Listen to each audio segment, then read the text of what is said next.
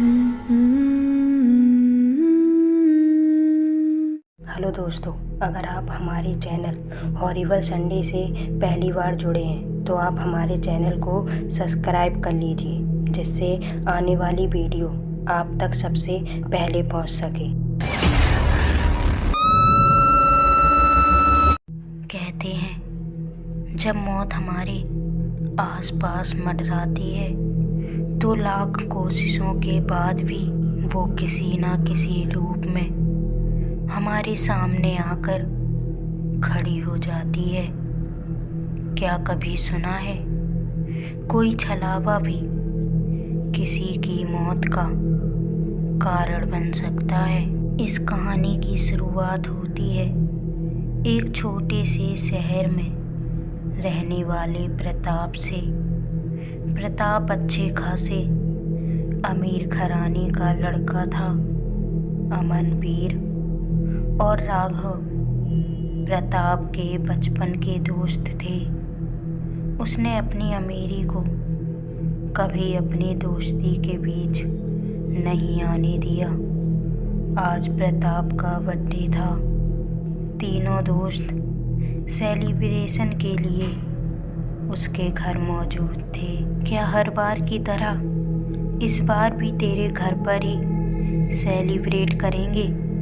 हाँ प्रताप, अब की कुछ नया होना चाहिए जिससे तेरा ये बर्थडे हमें हमेशा के लिए याद रहे। लेकिन ऐसा क्या करें जो ये बर्थडे यादगार बन जाए? क्यों ना हम सब प्रताप का बर्थडे हाईवे के उस पार बने जंगल में मनाए चल के। हाँ, ये ठीक रहेगा। कहाँ जाने की प्लानिंग हो रही है तुम सबकी? ये कहते हुए प्रताप की माँ वहाँ आकर खड़ी हो जाती हैं। क्या हुआ? तुम लोगों के चेहरे की रंगत क्यों उड़ गई? प्रताप की माँ थोड़ी सख्त मिजाज की थी, इसलिए चारों की उनके सामने बोलने की हिम्मत नहीं हो रही थी। तब धीरे से प्रताप ने कहा, मम्मा, वो ये लोग चाहते हैं कि मैं अपना बर्थडे इन लोगों के साथ इनके घर पर जाकर मनाऊं। हाँ तो इसमें क्या छुपाने की बात है? जाओ, लेकिन जहाँ कह रहे हो वहीं जाओगे ना? कहीं मुझसे झूठ तो नहीं कह रहे? नहीं माँ, नहीं आंटी जी। प्रताप के तीनों दोस्त प्रताप के झूठ में हाँ में हाँ मिला देते हैं।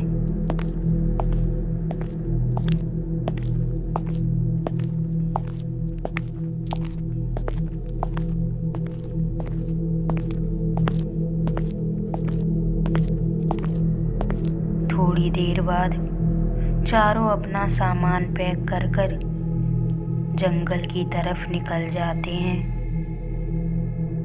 करीब आधे घंटे के बाद अमन ने अपना स्कूटर और वीर ने अपनी मोटरसाइकिल एक सुनसान बनी कच्ची सड़क पर मोड़ दी। सामने की हेडलाइट उस सड़क पर फैले घनघोर अंधेरे को चीरती हुई जा रही थी। एक खाली जगह पाकर चारों ने टेंट लगाकर 4-5 लकड़ियों को जलाया और वहीं पर बैठ गए। तभी राघव के फोन की रिंगटोन बजी।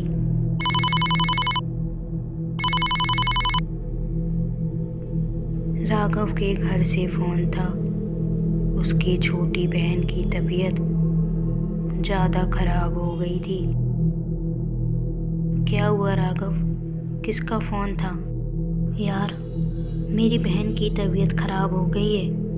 मेरी माँ घर पर अकेली है। मुझे घर जाना पड़ेगा। इतना कहकर राघव वहाँ से चला जाता है।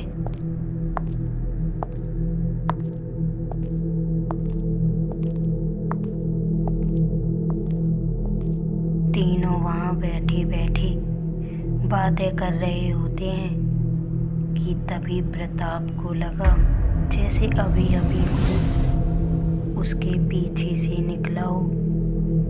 लेकिन उस सुनसान घने जंगल में उन तीनों के अलावा कोई नहीं था।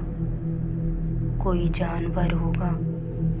अपने मन को तसल्ली देकर प्रताप ने उसे नज़रअंदाज करते हुए कहा, चलो अब केक कट कर लेते हैं। हाँ हाँ, क्यों नहीं। इसके बाद तीनों ने केक कट किया और वहाँ से वापस जाने लगे।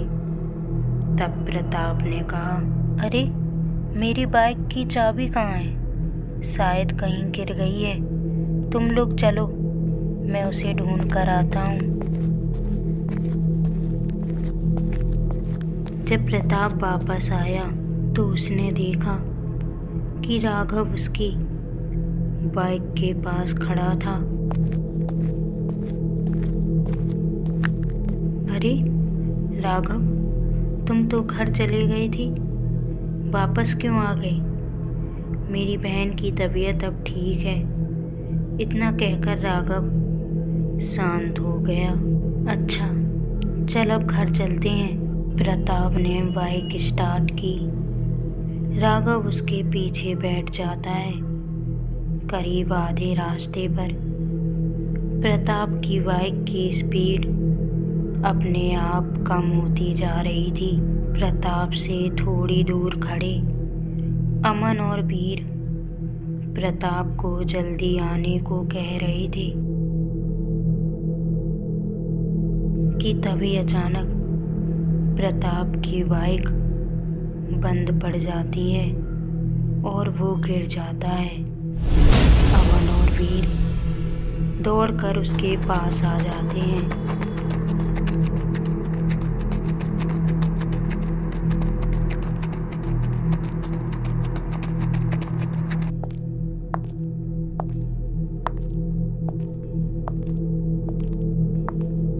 और प्रताप को उठाने लगते हैं।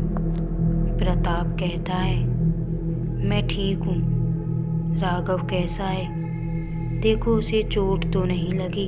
तब अमन ने कहा, राघव यहाँ कहाँ है? वो तो तेरे सामने ही घर चला गया था। जब प्रताप ने पीछे देखा तो उसका कलेजा मुंह को आ गया।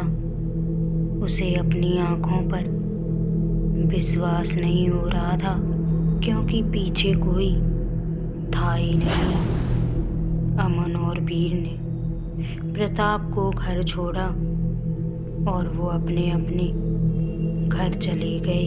दूसरे दिन प्रताप अपने कमरे में अकेला बैठा था। उसके दिमाग से कल का हादसा निकल ही नहीं रहा था। तभी उसने अपने कमरे के आधे खुले दरवाजे से देखा कि वही राघव अभी उसके सामने से गुजर गया हो। जब उसने बाहर आकर देखा तो आसपास कोई नहीं था। अब हर दिन और हर रात प्रताप के साथ ऐसा ही होता। कभी वही राघव का हमशक्ल तो कभी लाल साड़ी में खड़ी कोई औरत प्रताप को नजर आती।